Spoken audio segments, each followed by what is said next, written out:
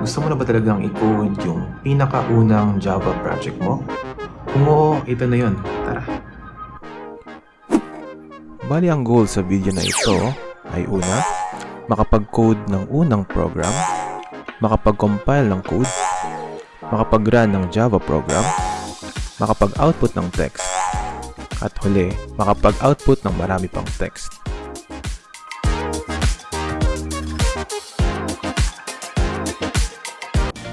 Bali, make sure lang na napanood nyo na yung unang video sa yung pangalawang video kung hindi pa kayo nakapag-setup ng JDK. Bali tulad dun sa sinabi ko sa unang video, kailangan natin ng editor o IDE para makapagsulat ng code.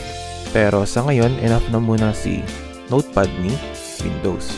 Bali, para makapunta tayo sa Notepad, i-search lang natin siya, Notepad. Okay, so ito yon. Maximize natin, tapos i-code natin yung unang program natin. Type nyo lang public class, space, tapos kung ano yung class name na gusto mo. Pero for now, try mo natin si main class. Tapos space, bali i-make sure nyo na malaki yung M at malaki yung C. Tapos yung the rest ay maliit na. Okay, space, tapos curly brace. Bali para ma-type natin si curly brace, click natin shift, tapos itong nasa tabi ng P ay yung open curly brace. Tapos enter lang natin dalawang beses para magkaroon ng space pa dito sa gitna. At i-type naman natin si close na curly brace. Bali katabi niya lang din yan. Ito. So yung space sa gitna, may ita-type tayo dyan.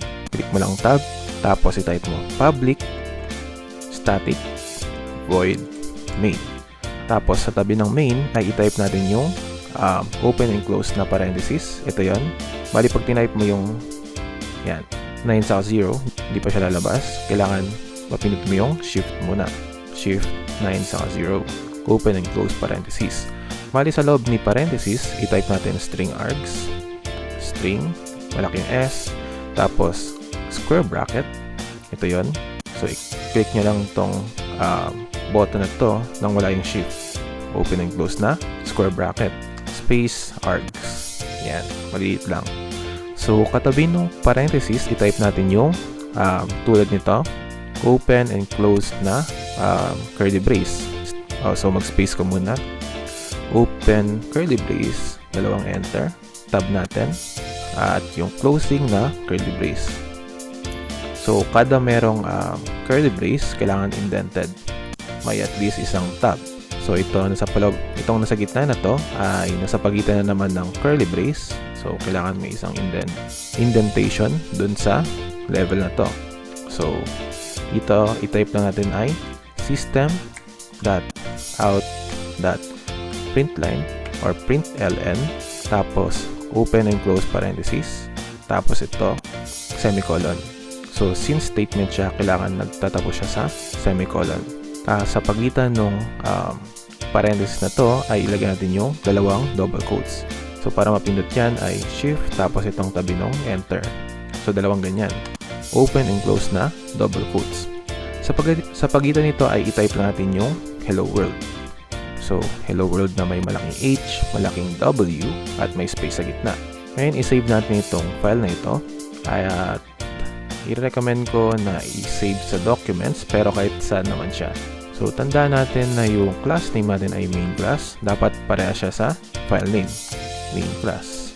So palitan na natin tong save as type. Gawin natin all files para hindi siya ma-save as .txt. Dugtungan lang natin ito ng .java at save na natin.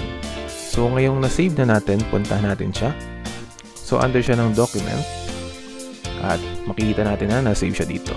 Ngayon pumunta naman tayo sa terminal na same location itong document. Para magawa yon, click nyo itong open area. Dapat ma-highlight yung document, tapos type nyo lang cmd, enter. So dito, i-compile natin si mainclass.java gamit yung javac na command. Type nyo lang javac, space, tapos yung pangalan ng file name natin. Yan, mainclass.java, enter. So kung wala kayong nakitang error message o kahit anong message pagkatapos nung pag-run nitong command na ito, ibig sabihin walang error. Ngayon, punta naman tayo sa documents ulit. Makita nyo na nag-produce siya o gumawa siya nung mainclass.class. So ngayon, ito na yung Java program na pwede nating i-execute later. para ma-execute natin yung Java na program, balik tayo sa terminal, type natin Java space main class. Bali, wala na yung .class o yung .java, enter. So kung makikita nyo, nag-print siya ng hello world kasi yun yung instruct natin sa kanya. At yun, mag-proceed naman tayo sa explainer na video. Bali, ito yung basic na syntax ni Java. Sa Java, kailangan mong mag-declare ng class, at para mag-declare ng class, kailangan mong i-type yung public class. Ito ay fix. Kung ano yung nakikita niyo sa screen, ganyan mo siya ito-type. At kasunod nito ay yung class name. Ito ay kahit ano, basta tandaan niyo lang na yung unang letter ng bawat word dapat malaki. Tulad nito, main class. Yung word na main may malaking M, yung word na class may malaking C. At pagdating naman sa loob ng class, kailangan naka-enclose siya sa curly brace. Meron tayong opening at meron tayong closing.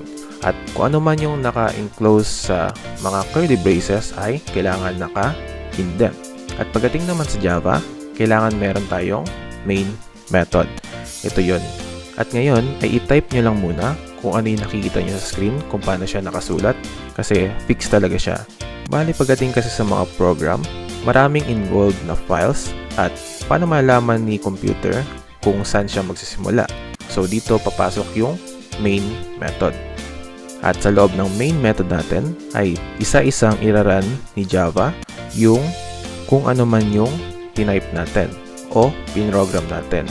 At dito ay nilagay natin na dapat mag-display siya ng hello world. Bali, itong function na to, si system.out.println, ay magdi-display ng text na kung ano man yung nasa loob ng double quotes. Kung makita nyo, hello, space world, kung ano mismo yung tinype mo ay yung lalabas. Bali, yung basic na flow ng paggawa ng Java na program ay una, gagawa tayo ng code. At once matapos na natin yung code, ay i-compile na natin ito gamit yung Java-C na command. At once matapos yung compilation, ay magproproduce na ito ng Java program. Bali, itong Java program ay hindi pa to na-execute na program. Bali, ready to use na program ito. At later on, pwede natin siyang ma-run gamit yung Java na command. At once ma-run mo na siya, ay magiging actual na program na siya. Bali, ayun yung basic na flow ng paggawa ng Java program. Ngayon na alam na natin kung paano gumagana yung basic na Java na program, mag-try naman tayo nung iba't ibang approach. So ngayon, nag-print lang siya nung hello world. Try naman natin na yung hello nasa taas, yung world nasa baba. So para magawa yon, copy natin to. Control C, ito yon, Control C, paste natin sa baba. Control V lang yon. Yan. So ngayon, yung taas, hello. Sa baba yung world, di ba? Mura natin itong world. Tapos, mura natin yung hello sa kanyang space. So ngayon, i-save natin ito. Bali, kada may changes tayo dun sa file o may binago tayo dun sa file, ay kailangan i-recompile natin siya para mag-reflect siya dun sa mismong Java program. So, Java C lang ulit. Okay, na-recompile na siya. Tapos, i-run ulit natin siya.